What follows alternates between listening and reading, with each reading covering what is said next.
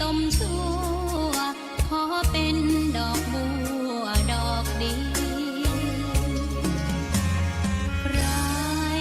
ไม่มองว่าบัวงามเด่นแต่บัวก็เป็นดอกบัวทุกวันอย่างนี้ไม่อยากเด่นดังแต่มุ่งหวังในทางเด่นดีเกิดมาเพื่อสร้างบารมีถวายชีพนี้บูชาดอกบัวดอกน้อยเฝ้าคอยคนที่ใจบุญมาโอบเอื้อเกื้อกู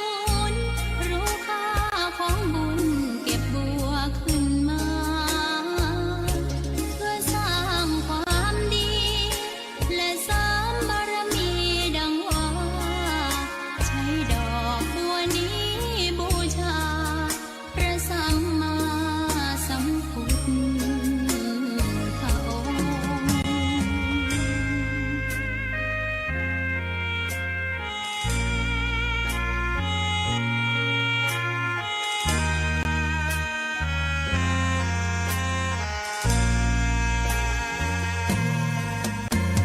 ใครไม่มองว่าบัวงามเด่นแต่บัวก็เป็นดอกบัวทุกวันอย่างนี้ไม่อยากเด่นดัง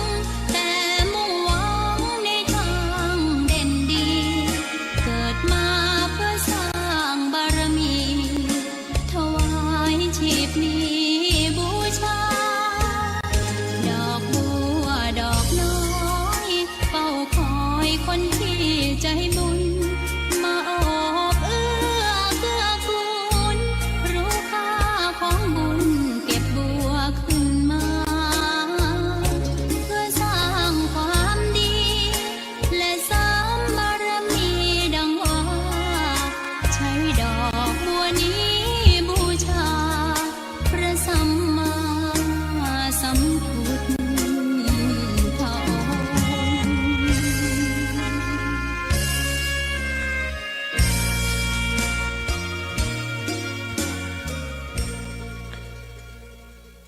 ขอนอบน้อมต่อพระรัตนตรัยแก้วเจ้าสามประการ น้อมเอาคุณพระพุทธเจ้า คุณพระธรรมเจ้า คุณพระสังฆเจ้า คุณพระอรหันตเจ้าอริยสงฆ์เจ้าจูตนจูองค์ ได้เมตตาแผ่ปรมี มาปกเก่าเกษาปกห่มรักษา ครูบาอาจารย์พระมหาเถระ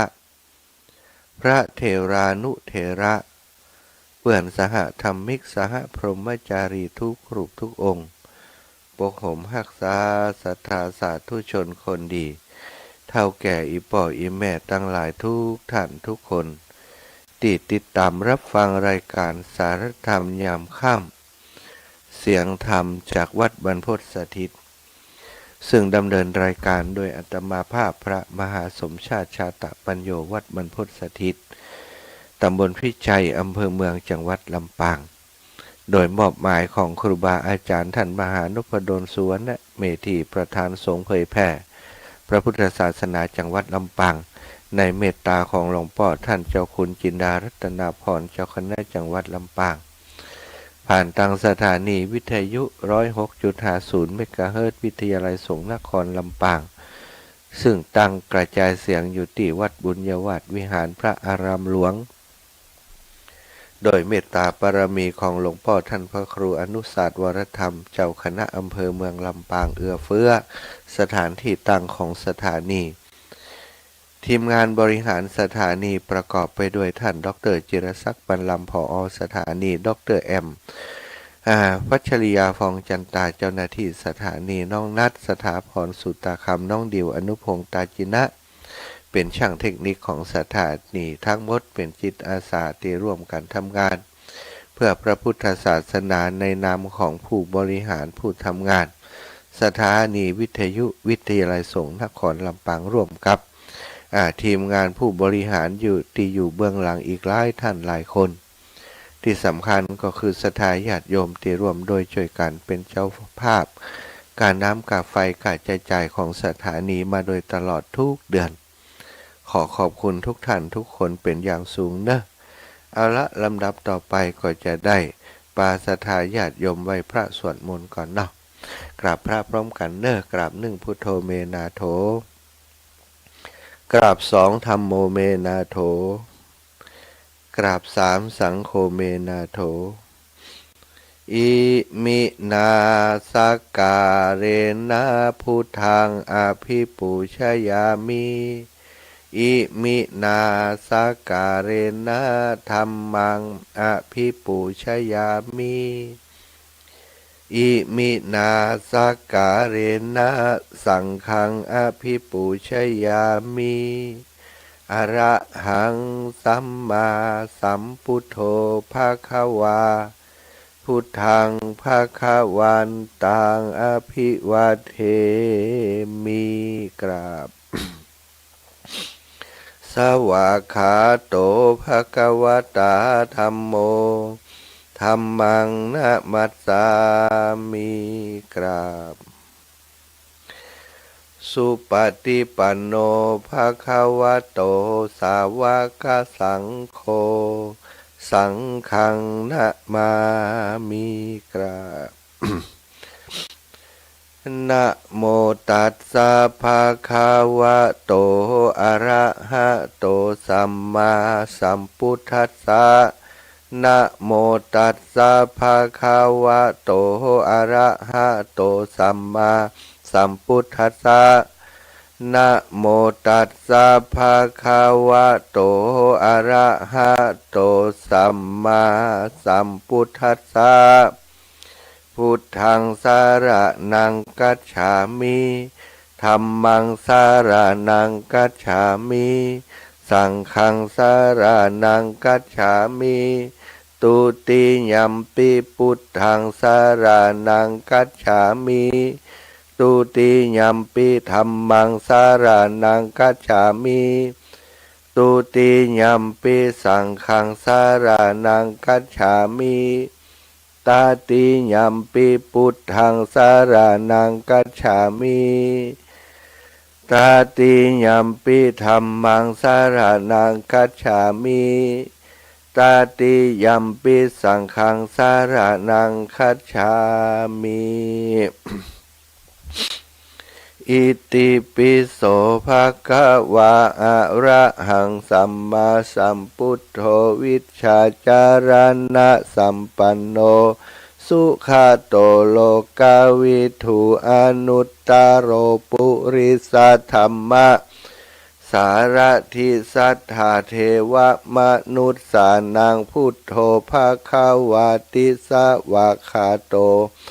ภะคะวะตาธัมโมสันทิฏฐิโกอากาลิโกเอหิปัสสิโก โอปานาญิโกปัจจัตตังเวทิตัพโพวินยูหิติสุปฏิปันโนภะคะวะโตสาวกสังโฆอุชุปฏิปันโนภะคะวะโตสาวกสังโฆยายะปฏิปันโนภะคะวะโตสาวกสังโฆสามิจิปฏิปันโนภะคะวะโตสาวกสังโฆยะทิทังจัตตาลิปุริสายุขานิอัฏฐปุริสปุคลาเอสะภะคะวะโตสาวกสังโฆอาหุนายโยปาหุนายโยทักขินายโยอัญชาลิการะนิโยอนุตตรังปุญญเขตังโลกัสสาติศรัทธาญาติโยมทั้งหลายได้ปากันไหว้พระสวดมนต์เป็นที่เรียบร้อยแล้วเนาะลำดับต่อไปก็จะได้วันนี้นะได้ดังที่ได้อูจากกันไว้ก็จะแสดงธรรมพื้นเมืองธรรมพื้นเมืองเป็นภูกที่8นะจัตตาผู้เกิดปีเม็ด ปีเม็ดปีมะแม่ปีแปะเนาะชื่อทำพื้นเมืองเหนือเป็นเรื่องช้างชัดทันชัดทันก็เป็นช้างภาคหนึ่งที่พระพุทธเจ้าของเฮาได้เกิดมาเป็นโพธิสัตว์บำเพ็ญศีลบารมีเป็นช้างชัดทันผู้มีตัวขาวปลอดมีความอดทนเป็นเยี่ยมนะรักษาศีลอยู่ในป่าสารวนาก็เรื่องราวจะเป็นอย่างใดนั้นก็ติดตามรับฟังนะวันนี้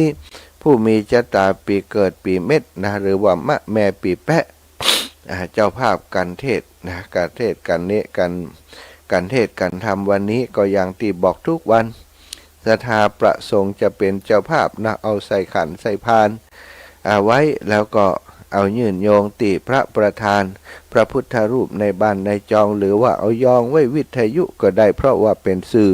เตี่ยตมาภาพใจในการเทศตรงมาถึงบ้านถึงจองศรัทธาญาติโยมวันพรุ่งนี้นะก็เอาไปถวายครูบาอาจารย์ที่มาบิณฑบาตนาบ้านนาจองของศรัทธา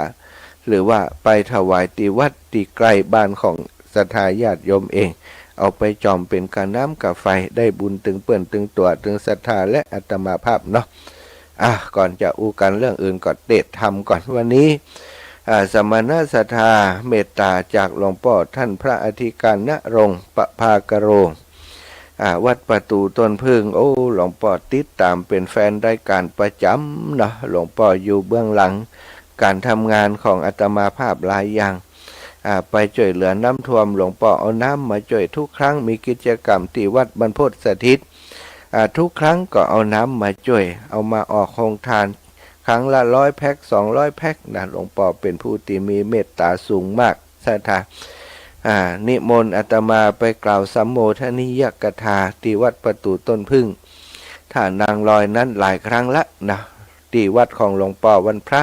เพิ่นจะมีการคือทุกวันเพิ่นจะสวดมนต์ทำวัดเย็นแต่ว่าถ้าวันพระหลวงพ่อจะนิมนต์พระสงฆ์ในพื้นที่จังหวัดลำปางมากล่าวสัมโมทนิยกถาให้ศรัทธาญาติโยมที่ไปร่วมบุญในวันพระได้เป็นเจ้าภาพการสัมโมทนิยกถาหรือว่าการเทศก้อมนะก็เป็นสัมโมทนิยกถาประมาณ10 นาที15 นาทีประมาณนี้เพราะว่าเปิ้นจะต้องใช้เวลาสวดมนต์ไปหลายครั้งแล้วก็ได้รับเมตตาจากหลวงพ่อเนาะเป็นอย่างดีทุกครั้งวันก่อนตกหลังคามา ดังแขนยังว่าหายดีก็แต่หลวงพ่อก็นิมนต์ไปแสดงธรรมก็ต้องกราบในเมตตาหลวงพ่อวันนี้มาเป็นเจ้าภาพการทำปีเม็ดนะปีเม็ดปีมะเมียปีแปะเนอะศรัทธาญาติโยมถวายความเคารพกับในเมตตาขอบคุณครับคนขับรถคนติดตามคนดูแลหลวงพ่อเนาะนำส่งสังฆทานเป็นเจ้าภาพกันเทศนะเป็นสำรับกันเทศนะได้มาถวายเมื่อแต่เจ้าแล้วนะก็ขอกราบในเมตตาหลวงพ่อเป็นอย่างสูงนะครับศรัทธาญาติโยมทุกท่านทุกคนเช่นเดียวกันที่เป็นเจ้าภาพการเทศนะเอาอย่างที่อาตมาบอกเนอะว่าต้องซีเรียสว่าอาจารย์เทศและอีแม่จะต้านอย่างใดนะอย่างที่บอกไปก็สมความปรารถนาของศรัทธาแล้วเนอะตั้งอกตั้งใจสดับรับฟังพระธรรมเทศนาต่อไปเนอะวันนี้เสียงก็จะแย่กว่าวันก่อนหน่อย วันนี้นักหนาศรัทธาเป็นโรคกระเพาะโดยแล้วก็ไข้ขึ้นด้วยนะแต่คืนก็ว่าได้นอนดีได้รับเหตุสักชั่วโมงและตื่นมาจัดรายการแหมกันเลยทำให้วัดกำเริบนะ อย่างไรก็ตามก็จะพยายามทำหน้าที่ให้ดีที่สุดเนาะแสดงธรรมผูกนี้ให้จบลงให้ได้เนอะตั้งอกตั้งใจเนอะนะโมตัสสะภะคะวะโตอะระหะโตสัมมาสัมพุทธัสสะเอวัมเมสุตังเอกังสะมายังภะคะวะสาวัตถิยังวิหารันโตเจตวะเนภิกขุนังกะทังอาราภากะเทสี ศรัทธาอันว่าสัพปัญโยพระพุทธเจ้าเมื่ออยู่ยังสำราญในป่าเชตวานาอารามอันมีเจ้าภิกขุตั้งหลายมวลหมู่พร้อมท่าอยู่ฟังธรรมพระองค์คำตนซักสวดก่อโอกาสเตสนาธรรมว่าอติเตกิระภิกขเวปลานะสิยังพระมทัตโตนามาราชารัชจังกะเลสีดังนี้เป็นต้นภิกขเวดูราภิกขุตั้งหลายตนเป็นสายอริยะจาเจ้าทุกคำเจ้าภาวนาในอดีตา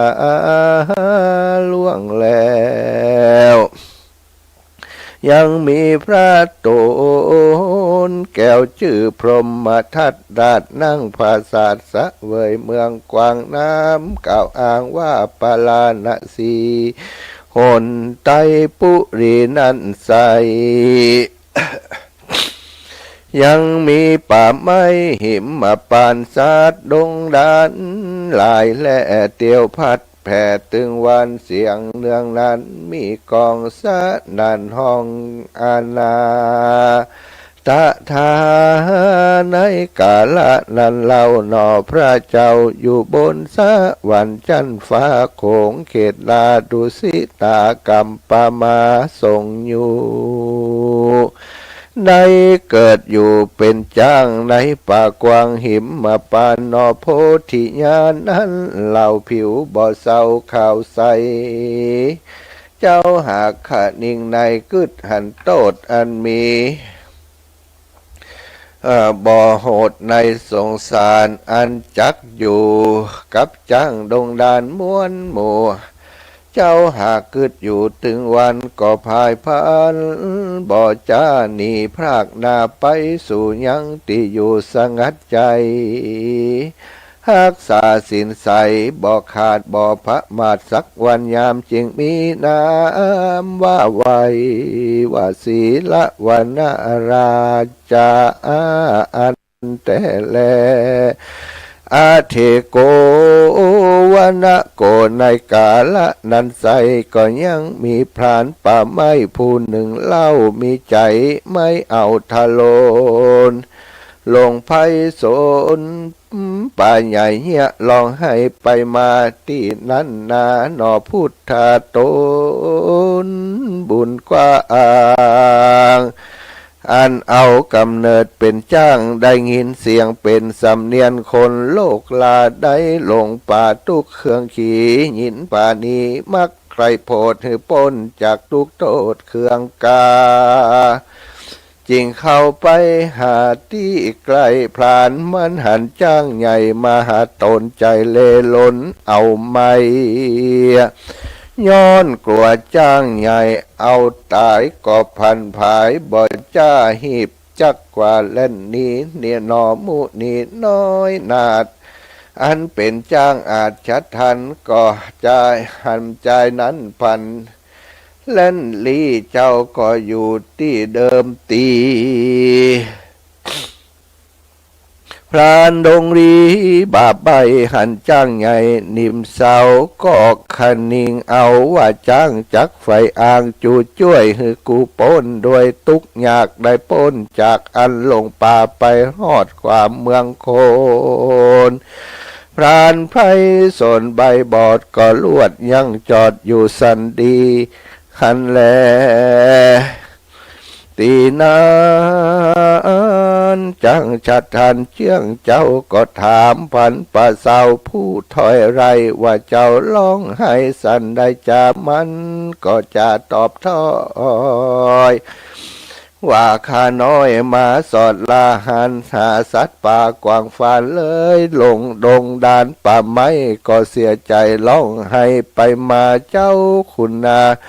ขอเจ้าขุนนาป่าเฮานี้ไปจากนี้สู่เมืองโคนแดเตอ เมื่อนั้นจังชัดทันตูองอาจก็โอกาสขี้ยาว่าเฮาจักบาเอาเจ้าจากป่าเศร้าดงไพรเจ้าจุงเลี้ยวไว้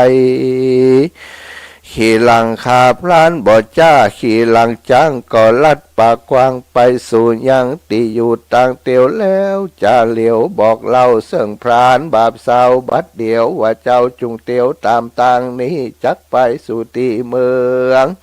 พาราณสีแล้วยังคอยว่าตีบอกเล่าว่าการตัวเจ้าไปหอดเวียงแก้วยอดปาลาณสีพี่ละมีคนถามข่าวว่าจ้างเท่าข่าวดงไพรมีที่ไหนนั่นใสเจ้าอย่าได้กล่าวอู้ฮือเขาเป็นตราว่าคานี่นะอยู่สร้างในป่ากวางหิมมาปานพรานดงดานบาปกล้าก่อหับปากว่าก็มีหันและนาตะทาในกาลนานจ้างชัดทันเจื้องเจ้าก็ลัดป่าเศร้าคืนสู่ยังติอยู่แห่งตนพลานไพรโซนคอยถอยไหลก็รีบเตียวไต่ตามตังลัดดงขวางไปสู่ยังติอยู่ปาลานาสีเจ้าปุลีนุ่มเทาหันพันป่าเศร้าเตียวมาก็ปากันจะถามที่ว่าเจ้าไปสู่ติปากกวางสั่งบ่เอางาจ้างมาขายจักได้กาหลายอ่านหมื่นได้จมจื้นเงินคำพรานก็ไข่กำตอบถอยว่าจ้างมีบ่น้อยดงตันรอดถึงวันไปนาก้อยจักกว่าเอามาและนาตันเฮ้ยว่าอันว่าพรามบาปเศร้าตันหาเข้าบังอำบอกกลัวกรรมไม่เอากันลุ่งเจ้าบ่จะเอาเลื่อยเทียนกล้าสิวและควานเข้าสู่ดงดานปากกว้างกันไปหอดยังจ้างชัดทันก็ใครปั่นเก่าถอยว่าดูราเจ้ายอดซอยสินใสหวังได้ไปอยู่รอดเวียงแก้วยอดเนลปานข้ามาดงดานป่าไม้ย้อนว่าอยากไรเครื่องขี่เข้าของบ่มีกันอยากขอบริจากเตตานขอตันโตนถ้าลงยานเลิศแล้วเฮืองาผ่องแผ้วปันเฮาแก่เฮาได้เตอเจ้าเฮ้ยเมื่อนานนอโพธิญาณโตนเอกอังก็อันกำเนิดเป็นจ้างจัดทันกันพลันดงตันบาปเศร้ามากลมเก่าวอนก็มีใจปอจื่นสู่ข้านิ่งอยู่ในใจว่าสัพพัญญูบ่อยู่ไกลแต่สายกูจักได้เป็นหมายหนอมุนีนายกึดแล้วใจผ่องแผ้วเจยบานก็จะขานบอกเล่าฮือพรานนั่นเราตัดเอางากันไข่จากล่าวแล้วจ้างเพื่อแก้อจันทันก็พายพันมูบมูงอเข่าคูมูบหัวลงพรานไผ่ดงเข้าไกลตัดเอางาไปบ่จะลัดดันป่าคืนสู่ยังที่อยู่แห่งตนก็มีหันและนาอันว่าผ่าน ผู้บาปใบมันกันว่ามันได้งาจ้างไปกล่าวอ้างจะขายได้เงินคำลายเหลือแลดตันหาแผ่บังอำกิเลสนำบ่แล้วก็มาขอจ้างแก้วจัดทันเจ้าก็ปั่นแถมเล่าดังนี้เล่าหลายตียะทานและมีเมื่อใดดังอันตตาในกาลยามนั้นใส แผ่นดินใหญ่อันหนาสังขยาบ่อโหด240,000 โยชน์เป็นไม้ก็พันพายะจ้องหือเป็นป่องรูเหวไฟเป็นเปลวทั้งคืนตั้งแต่ปืนอเวจีหูพรานกาลีตกตอดลงสู่ยอดอบายสะเวยทุกหลายไม่เอาทุกคำเจ้าคืนวันย้อนตัวมานกาหยาบเนี่ยคำลาบหนอมุนีนั่นแหละนาภิกขเวดูลาภิกขุทั้งหลายคนยิ่งใจโลกใดกระทำบาปไว้สันใดบาปจักไปตอบสายได้ตกไล่เครื่องขีติก็สร้างกรรมดีนั่นเราบ่ไม่เอาเครื่องกาบุญจักบาป้นจากทุกต่างทุกอยากจุภาการใดสำลานจื่นจอยดังไฟห้อยผาธนากันไกลกลาระภาคตายเสียจากเมืองคนย่อมเอาตนไปเกิดในห้องฟ้าเลิศเกษมศรีและนาโสโพธิสัตโตอันว่าเนาะนอโพธิสัตว์เจ้าตนองค์อาจอันเอากำเนิดชาติเป็นจ้างน้ำกล่าวอ้างว่าชัดทันได้เอางาปั่นตานตอดแก่ปลานใบบอดกาลีโอดขันตีตั้งต่อมีศีลก่อรักษาเวียนไปมาจะใจนับอันใดหลายสงไขยกันกะไกลละพรากร้อยกราดจากเมืองโคนได้เอาตนไปเกิดในห้องฟ้าเลิศตุสิตาก็มีหันและนาสัทธาอิมังธรรมเทศนังอาหาริตวชาตกังสมุทาเนสีสัทธาอันว่าสัพพัญญูพระพุทธเจ้าตนเป็นปิ่นเก่าติโลกาจารย์ไข่กันไข่นิทานจัดเก่าตั้งแต่เก้าสุดไปพระบุญภายตนสักสวดก็จักชาติเก่าปังหลังมาเตรียมยังชาตินี้ฮือแจ้งที่หันใส่พระจริงไขโอกาสเทศนาว่าภิกขเวดุลาภิกขุทั้งหลายเฮยอันว่าใจผู้เป็นพรานป่าเสาะสอดลาดงตันของงาจ้างจัดทันวันนั้นใส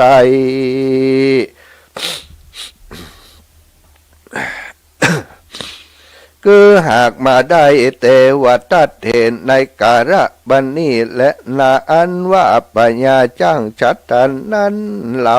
มีศีลเศร้ารักษาคนโลกา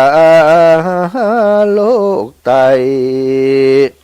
ใส่ชื่อไว้ว่าศีละวันนาฮือตานยังงาเป็นตานแก่พรานดงดานวันนั้นใส่คือหากมาได้ตถาคตโตนเป็นติจังติเปิ้งแก่โลกทั้งสามในกาละบันนี้และนาโยปุคคโลอันว่าปุคคละยิ่งใจฟูงได้เกิดมาในปีเม็ดจาดก่อนล่วงแล้วได้ร่วมจ้างแก้วชัดฐานลงโดยธาตุดินได้กำเนิดไว้พระธาตุเจ้าดอยสู้เตบแต่ก่อนหัวตีอันจักมาเกิดเป็นคนยิ่งใจนี้ได้เอาจิตตวิญญาณแห่งตนไปสู่ที่ต้นไม้ข้าเจ้าอันมียักษ์และแปะหักษาอยู่ใดฟู่อูเจียละจากกันไปมาว่าดุราเจ้ากูทั้งสองเฮ้ยข้านี่จักมาอยู่ร่วมกับเจ้าถึงสองนี่บ่ได้แต่แลนาเยว่าไปลูน มามีภัยอุบัติเหตุเป็ดภัยอนตรายและปัญญาตมาบังเกิดแก่ตุข้าจึงจักขอลาไปก่อนจักไปเอากำเนิดในข้ากูลแห่งคนตั้งหลายปุ่นและนาลอยว่าปลายลูนมาเมื่อนาหลอนว่ามีพญาตมาบังเกิดแก่ตุข้าสันนั่นข้าจักหาเอาเครื่องขีญาปูจาฮือสู่เจ้าฮือสู่เจ้ามาหับเอาไปเตอะเปื่อฮือตุข้าได้อยู่วุฒิจำเริญมีอายุมันยืนยาวร้อยสาวขวบเขาเป็นหมายแดดเตอกันเจียรจาปาสะไลกันสนั้นแล้วจึงได้เอาจิตตวิญญาณมากำเนิดเกิดในข้าพระบรรดาแห่งตนจึงได้มาเกิดเป็นคนยิ่งใจตั้งหลายบัดนี้และนาอุตตมะตานางยอดตานแห่งตนเฮือได้สร้างธรรมมาจ้างจัดทันและชัดจองเป็นตานก็จักมีพละอานิสงส์กว้างขวางมากนักอันจักป่าเฮือได้อยู่เย็นเป็นสุขโป้นจากตุกถึงมวลลาภสการได้อยู่ร่วมกินร่วมตานกัมโจวาระปะพุทธศาสนาไปใจบ่อยาจะแลศีละวนาจาตากังนิธิตังขีญาอันกล่าวอย่างจ้างชัดทันอันย่อแคบก็บังคมสมเลศสัตย์อาญาติโยมจบลงไป ด้วยความลำบากยากเย็นเสียงมันแหบมันแห้งเนาะเนื่องจากว่าเป็นไข้ด้วยวันนี้ได้2 เด้งนะศรัทธาเป็นตึงไข้หวัดแล้วก็เป็นตึงโรคกระเพาะโจรใส่กันบัดเดี๋ยวนี้ไข้หวัดก็เลยบ่ได้กินยาเพราะว่ากินยาไปมันจะสร้างปัญหาให้กระเพาะอาหารเนาะก็เลยบ่ได้กินยาไข้หวัดซะครับ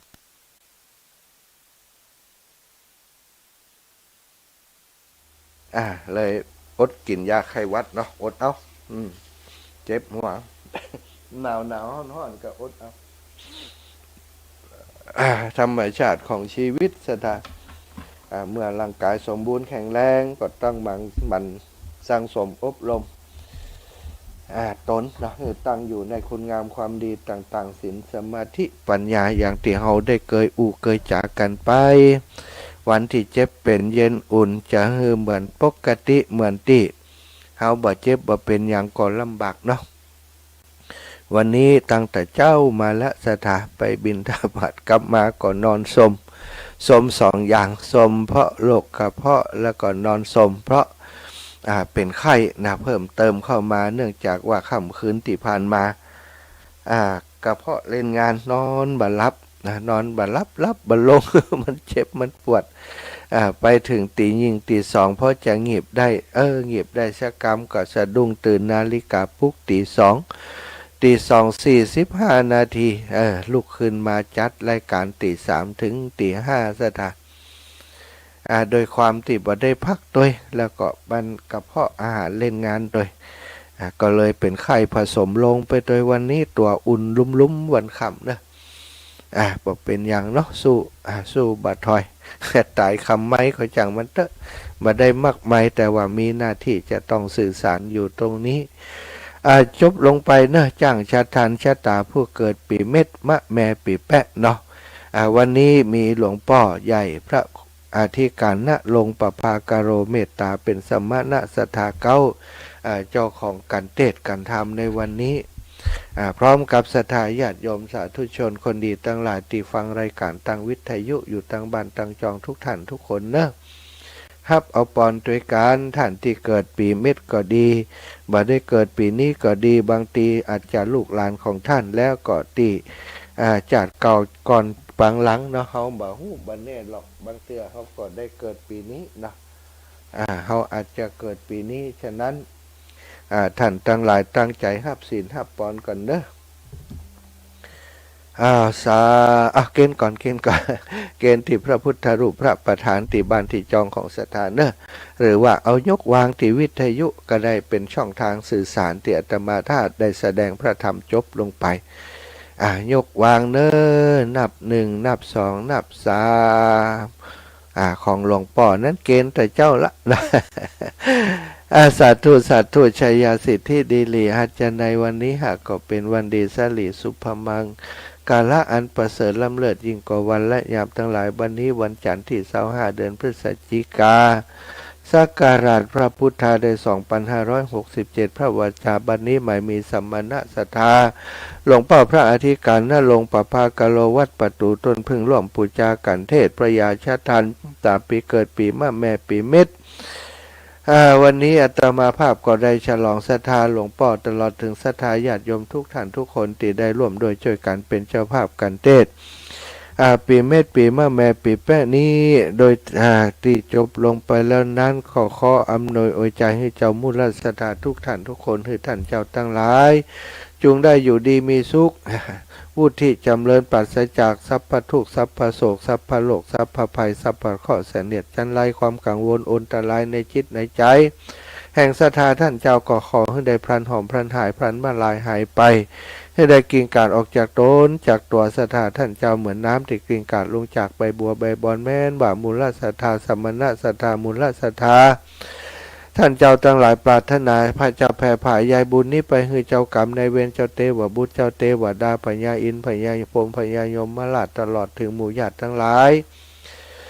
ที่มรณาไปสู่ปาลโลกไปนาคตท่านเจ้าทั้งหลายเหล่านั้นที่อยู่สุขสำราญแล้วก็ขอเอาบุญนี้ไปเตรียมยังเติมสมบัติที่เพื่อท่านอยู่เสวย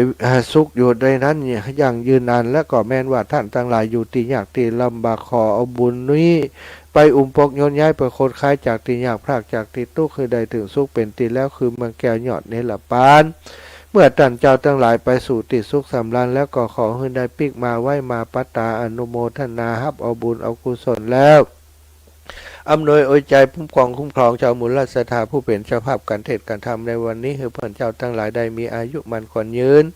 อยู่ก็ขอให้มีใจไปก็ขอให้มีโชคได้ภาพแพ้ยังขาดซึกศัตรูจะเดินทางขึ้นเหนือล่องใต้ต้องไกลเตียวไกลขอให้ได้ปลอดภัยในทุกเส้นทางปรารถนาสุขสมบัติมนุษย์สมบัติสวรรค์สมบัตินิพพานสมบัติขอกรรมคำปรารถนาความปรารถนาของท่านเจ้าทั้งหลายจงสำเร็จโดยพลันจงสำเร็จโดยพลันจงสำเร็จโดยพลันยะถาวาริวหาชัยยาสิทธิอภิวาทนาสีลิสานิจังอุทธาปจายโนจตาโรธรรมาวัฏันติอายุวันโนสุขังพลังนิพพานังปะระมังสุขาศรัทธาญาติโยมนะฟังลงไปจบลงไปแล้วนั้นจะตาปีเกิดผู้เกิดปีเม็ดปีมะแม่ปีแปะเนอเนาะเรียบร้อยโรงเรียนไทย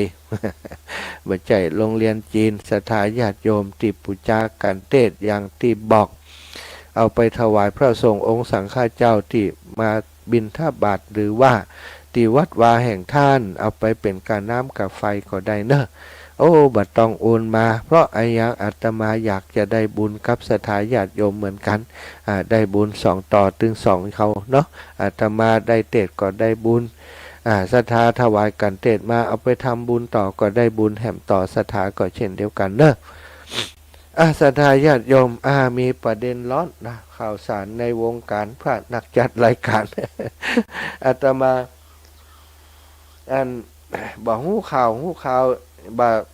บ่ได้หู้บ่ได้ยินที่ครูบาอาจารย์เปิดจัดรายการแต่ศรัทธาญาติโยมได้ยินเปิดจัดรายการได้ข่าวว่าเปิดมีเมตตาจะชวนอาตมาไปพัฒนาวัดล้างแห่งหนึ่งตีหลังแถวมจรอีกโอ้แจ้งมาเป็นเจ้าคนนั่นโทรมาคนนี้โทรมาท่านอาจารย์จะหนีจากวัดพันโพธิ์กาจะไปอยู่ปุ้นกาอีว่าจะไปเป็นเจ้าอาวาสกาอีน่ะถามกันมาเฮาก็ว่าอันอย่างเรื่องอันอย่างบ่เดียวนี่เปิ้นก็เล่าให้ฟังบางคนก็เล่าอย่างนั้นบางคนก็เล่าอย่างนี้ก็คงเป็นเรื่องที่ครูบาอาจารย์เปิ้นอู้ถึงกล่าวถึงบ่ได้เนาะเปิ้นเมตตาอู้ถึงเฮาในทางที่ดีเปิ้นอยากจะนิมนต์ไปช่วยการช่วยงานแต่ก็เปิ้นก็จะได้มากำเตะศรัทธาแล้วเปิ้นก็ได้อู้กับอาตมาภาพเป็นการส่วนตัว แล้วก็หลายคนก็เอาไปจับต้นจนปลายกันบางพ่องก็ไปอู้ในรายการวิทยุของครูบาอาจารย์รูปอื่นๆโทรไปถามเปิ่นกะไปแสดงความคิดเห็นกะบางคนนี่บ่ได้โทรมาหาอาตมานะบ่ได้อู้กันเมินแล้วแต่ว่าฮู้อย่างใดบ่ฮู้ว่าบ่เดี๋ยวนี้ท่านอาจารย์สมชาติเปิ่นบ่ฮืออยู่วัดบรรพตแล้ว โอ้หลายใดมีคนมาบอกเขาก็ว่าโหไผเป็นคนว่านะเปิ้นก็แจ้งจืบมาอยู่แต่ว่าบ่เอ่ยถึงละว่าเป็นไผก็ขอให้ระมัดระวังในการแสดงความคิดเห็นและโดยเฉพาะอย่างยิ่งนี้บ่ควรที่จะเอาเรื่องราวอย่างเอี้ยไปอู้กับรายการครูบาอาจารย์รูปอื่นๆบ่ต้องไปถามเปิ้นถ้าจะถามก็ถามอาตมาแล้วก็บ่จำเป็นต้องถามก็ได้เพราะเรื่องนี้เปิ้นก็แค่อู้ขึ้นมาก็บ่ได้มาติดต่อถามก็คงเป็นไปได้ยากเพราะอย่างที่อาตมาเคยบอกอาตมาเป็นคนที่บ่สมบูรณ์แบบตัวใดใครไปก็ไปใครอยู่ก็อยู่มีงานหน้างานอยู่เยอะเนาะช่วยงานครูบาอาจารย์ไปหั่นไปนี่อยู่ตลอดถ้าครูบาอาจารย์เปิ้นบ่เข้าใจก็อาจจะมองในแง่ที่บ่ดีว่าเป็นคนบ่ใส่ใจบ่สนใจในการพัฒนาอาตมาอยู่ที่วัดบรรพตสถิตมีความสุขดีสบายใจเพราะว่าท่านอาจารย์เป็นผู้ที่เป็นพระผู้ใหญ่บ่ได้คิดเล็กคิดน้อยอาตมาไปไหนบางครั้งบางทีก็ได้บอกเปิ้นบางครั้งก็บอกเปิ้นบางครั้งด่วนก็ไปเลยแล้วก็บอกครับพระสงฆ์องค์สังฆเจ้าที่อยู่ที่นี่ท่านอาจารย์บ่เคยต่อว่าบ่เคยอย่างกับอาตมาเรื่องนี้ต่างคนต่างช่วยกันพัฒนาอาตมาเองมาอยู่ที่นี่ก็ร่วมพัฒนากับครูบาอาจารย์วันนั้นก็ตกหลังคาก็ย้อนพัฒนาช่วยครูบาอาจารย์ช่วงนี้จริงๆแล้วจะต้องไปเดินธุดงค์แต่ก็หันว่าท่านอาจารย์จะมีปล่อยหลวงในวันที่26เดือนธันวาก็ยังอยู่จอดอยู่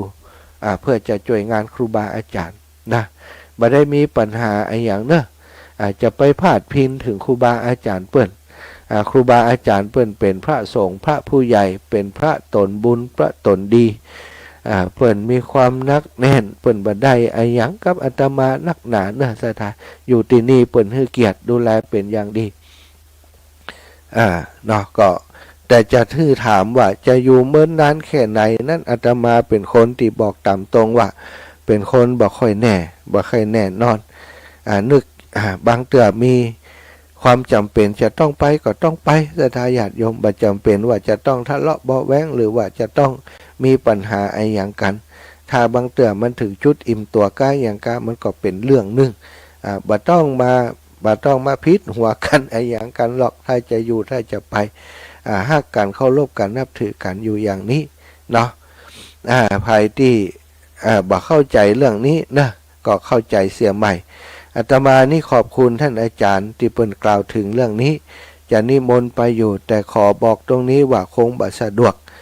เพราะว่าบ่มีความสามารถที่จะไปพัฒนาเป็นเจ้าอาวาสเป็นสมภารอย่างแบบนั้นเนาะจะช่วยได้ชั่วครั้งชั่วคราวกาดูแลเรื่องนั้นเล็กๆน้อยๆนี่ได้อยู่แต่จะเฮือไปประจำอยู่ที่ไหนที่ใดสักแห่งหนึ่งบัดสะดวกแต่สถาพ่อบวชมาตอนอายุเท่าแก่แล้วและอีกอย่างก็คือมีภาระที่จะต้องทำตั้งนาอีกเยอะจึงบักกล้าที่จะฮือความหวังกับวัดวาอารามสถานที่ไหนสักที่และจะได้ไปอยู่พัฒนาที่หันที่นี่นั้นบัดสะดวกจริงๆเนาะก็แจ้งผ่านตรงนี้ก็ไม่ต้องโทรมาหาแฮมละไม่ต้องโทรมาถามละมาต้องถามว่าไผที่เป็นคนว่าอย่างนั้นอย่างนี้ไม่ตอบนะถ้าตอบก็ตอบไปแล้วบัดตอบแต่ฮู้ว่าเป็นไผที่ได้อูถึงในทางที่บ่ค่อยดีค่อยงามจริงๆแล้วบัดใจเรื่องเป็นเรื่องสักน้อยครูบาอาจารย์เพิ่นก็อู้ด้วยเจตนาดีแต่คนเอาไปแปลอย่างบ่ฮู้กลายเป็นความวุ่นวายกระทบกระทั่งมาถึงวัดบรรพตซึ่งบ่ฮู้เรื่องฮู้ราวครูบาอาจารย์ซ้ำให้บ่ได้สนใจบ่ได้ฮู้เรื่องหมู่นี้บ่ควรจะพาดพิงถึงแล้วก็บ่ควรจะมาด้อยค่าอาตมาว่าเป็นอย่างนั้นอย่างนี้เปิ้นเลยบ่เอานะอันนี้คนเปิ้นฟังหลายจะทำให้คนตีว่านั่นน่ะเนาะได้ถูกคนทั้งหลายเปิ้นฟังแล้วเปิ้นก็จะดูถูกตำหนิติเตียนไปเนาะก็ให้อภัยเนอะคนที่กล่าวถึงอู้ถึงบ่ต้องถามว่าเป็นภัยแล้วก็บ่ต้องอู้ถึงอีกละ นะคือจบแต่วันนี้บ่ต้องอู้แหมแต่ว่าถ้านำเรื่องนี้ไปอู้จัดอีกนะบ่จบสักเตือนนั้นวันหลังก็จะห้องมาอู้บางเตือนมันก็เมนเมต่อการดูถูกกันเหมือนกันนะระมัดระวังบ่ควรจะอู้ถึงคนอื่นบ่ควรอู้ถึงคนอื่นที่จะทำให้เปิ่นเสียหายเนาะเอาละศรัทธามีคนโทรเข้ามาจะรับสายกันเด้อเจริญป้อนเอาสายลุดไปเห็นแล้วเจริญปอนกำลุดเลยไอ้อย่างจังใด โทรมาให้ไมเนอร์แมนเนอร์ปอนเนอร์เป็นไผเอ่ยโทรมาได้ 0808844173 เนาะก็โทรมาอูมาจากกันได้เนอะยายพรคนบ้านไก่มาแล้วว่ายังใดยายพรมันจะหวานยาวก็ฟังเทศน์นะจ๊ะฟังยายพรเกิดปีนี้กะเกิดอยู่เพิ่งแท้นี่ล่ะนั่นมาจ่ายมา500ยายพรเอาแป้งเดี๋ยวเปิ้นน้อยเนอะยายพรฟังเมินละ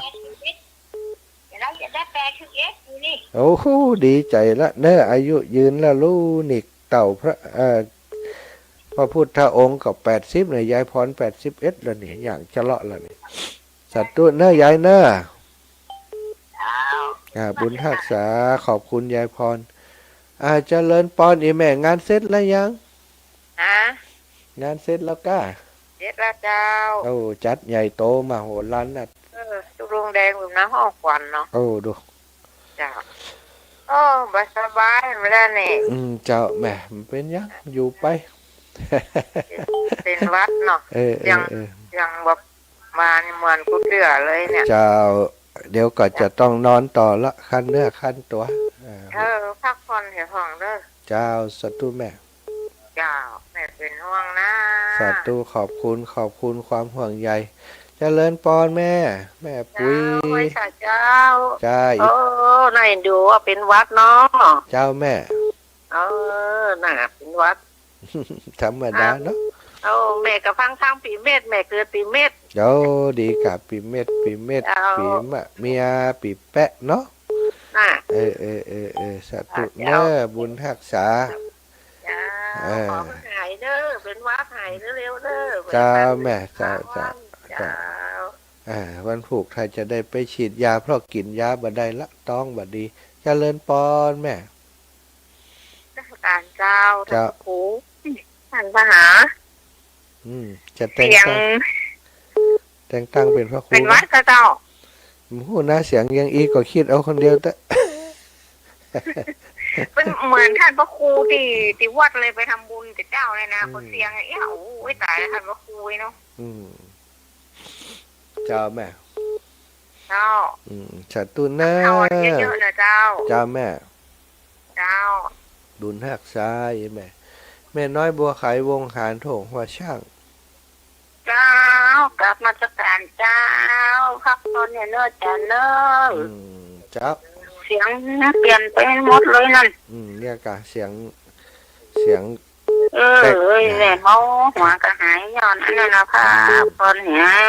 จาตุบุญรักษาเอาเทศออกยังเปิ่นทองแน่เป็นยังสู้ได้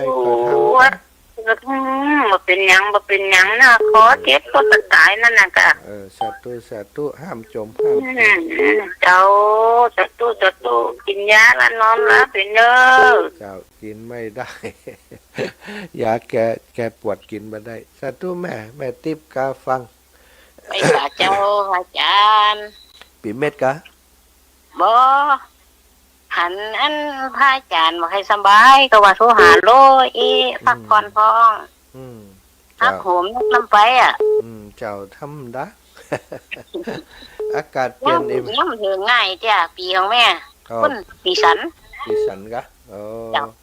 เนี่ยกะอาทิตย์หน้านี่เดี๋ยวนี้อาทิตย์1 วัน 4-5 วันก็ได้เจ้าพักผ่อนเนี่ยเจ้าแม่ขอบคุณนะให้รวยเด้อเจ้าสาธุวันผูกจะไปแต่งยาเสียเข็มก่อนเจริญป้อน3761 นมัสการครับ อ้าว ผมแฟนพันธุ์แท้ครั แฟน บ พันธุ์แท้คนขี้จุอยู่แม่ริม ผมมาแล้วครับเนาะโอ้ม่วนดีครับเนาะท่านเทศนี่ดีมากเลยครับเนาะ สาธุขอบคุณนะ โอ้เสียงท่านนี่เปลี่ยนไปเลยเนาะครับเนาะ จ้า ครับ เป็นวัดเป็นไอธรรมดาสังขาร น่ากะอยู่เป็นจ้างมันเนาะก็เดี๋ยวมันก็ทิ้งหายคนเดียวมันเนาะ มาหายก็ตาย มีสองอย่างมาหายก็ตายเจริญปอนแม่กับแก้ว ไปจ้าเจ้าไปแต่งยายเนอะเจ้าท่านอาจารย์ มีตังค์อย่าไปเบิ แต่ ก ง คุณอ่ะอย่าไปเบิกบ้าน แต่งของคืน บ้านหัวฝาย เจ้า ไปเบิกหัวฝาย แต่งได้เลยบ้านหัวไฟก็มีหมอเจ้า ล่ะดีล่ะ ห้องแม่ปีหมูนะเจ้าปีเหล้ามาถึงกันเนาะเจ้า เล่าล่ะเป็นเหล้านี่เหล้าไก่ก็ได้เหล้าหมูก็ได้เหล้าหมู เหล้าหมูเจ้าสาธุ ผีเหล้าหมูเจริญพร3638ครับแล้ว3638ได้ยินจ้ะดับปิงกระดุงตุ้งไปเลยแม่ทองสุขสีที่นิ้วนาดงใต้แม่วันนาเทศนำคุณโยมแม่ของท่านอาจารย์เจริญพร เจ้าไว้สาเนอะ เจ้าโยมแม่ เปิ้นเป็นอำเภอกันตัวไปเป็นจังหวัดนี่หยัง มันเลื่อนขึ้นเลื่อนขั้นก้าวหน้า ในขนาดกะ ก้าวหน้าแต่ตู้แม่ ผู้บ่สิยาให้เนอะหอมหายไวๆเด้อ เจ้าบุญรักษาอีแม่เด้อจะเลินปอน2559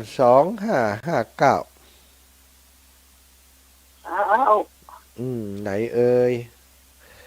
ตั้งใด ท่านมหาเจ้า เจ้าแม่ อันแม่อยู่เชียงใหม่นี่เจ้าแม่ได้ยินว่าท่านเป็นโรคกระเพาะ ใจ เป็นห่วงขนาดของแม่เคยเป็นมาแล้ว แต่กิน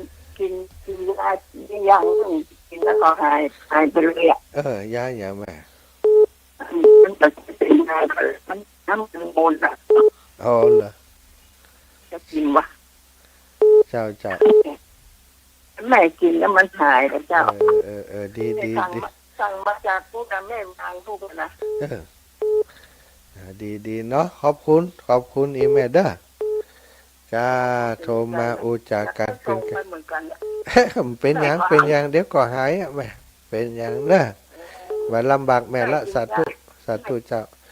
สาธุปันกันคนให้โยมแม่อยากเจริญถวายความเคารพท่านอาจารย์ตุลุงกิจ อาจารย์วันนี้ขอแขกด้วยเหรอ ค่ะขอ ขอแขกด้วยเนี่ยโอ้โหได้ไปได้แค่นี้ครึ่งทางแล้ว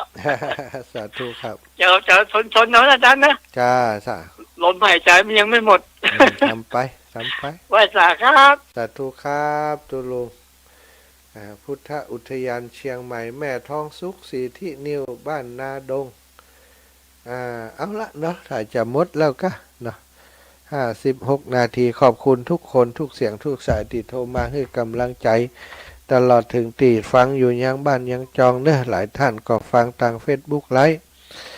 ฟังทาง Facebook ไลฟ์ฟังทาง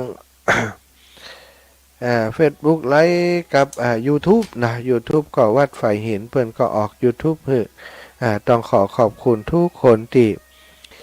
ติดตามทุกช่องทางที่มีอยู่เนาะแม่จันดีเท่ามณีพจน์มาอยู่ว่า บอกเป็นอย่างคนเก่ง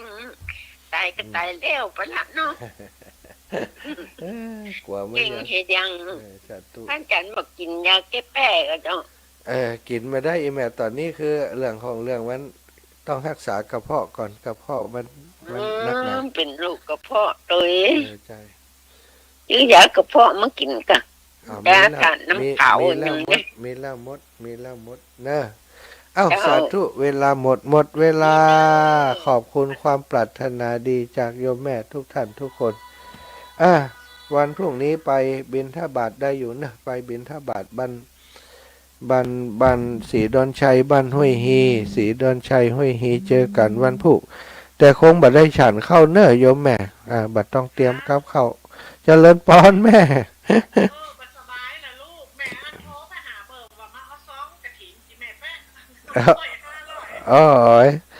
ก็เคยทิ้งค่ะวันนี้ จะ ไปหาหมอก็ปอ โอ้ยไปหาหมอแล้วล่ะปอเป็นได้ของ พอดีขึ้นแล้วเจ้าอยู่ อ๋ บ้านเนี่ย อดี เกิดเนี่ย จำแม่ ลูกว่างลูกก็ต้องรู้ตู้ลูกมาก็ได้ลูกแวะมาเอาตังค์กับเนื้อแม่เป็นหนี้ วันนี้แกก็เนี่ยการวันเข้ามีแม่อันจัดอันห้องแปลงเฮาแปลงอย่างเปิ่นกะเนี่ยคนเดียวเปิ่นเนี่ยไม่เนี่ยนั่นเนี่ยนี่ ใจมันเป็นยังไงอ่ะเอาไว้หันก่อนนะเดี๋ยวถ้ามีเวลาน้องมาเถอะจะ แม่จะกลับเข้าบ้านเพราะว่า เออ เดี๋ยวเข้าติดไปทำนาแบ่ง อ๋อดีกะเเดี๋ยวจะเอาไปห้องถ้าหาบเดี๋ยวกันร้านก็ไม่จะตี สาธุแม่สาธุ คือลูกมันจะดวงถ้าจะอีมันจะมีอย่างสปาสเปกเข้ามา จางมันเป็นยังรับได้ มันเลี้ยงแบบเลี้ยงไหมว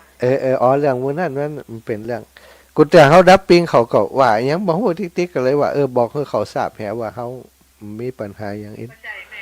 มันเลิกกี่ทีเพราะว่าบางทีเขาอันแบกว่าไฟก็ไปหาลูก จ้ะ อย่างนี้คือเขาใจอิจฉาแม่นึกล่ะ เป็นได้ฮู้ไป แม่ก็เขาปล่อยวางอยู่แล้วตัวลูกเนาะ จ้าสัตว์ตุเจ้าแม่บุญรักษาแม่เด้อจ้าบุญรักษาจ้าสัตว์ตุจ้าสัตว์ตุค่ะ เดี๋ยวแม่มาแล้วก็แม่จะโทรบอกเนอะลูกเนอะ เจ้าแม่เจ้า เจ้าไว้สาเจ้า สาธุจ้าศรัทธาญาติโยมไม่เป็นไรไม่มีอะไรเนาะขอบคุณทุกท่านทุกคนจัตตารโอธรรมาวัฏันติอายุวันโนสุขังพระลา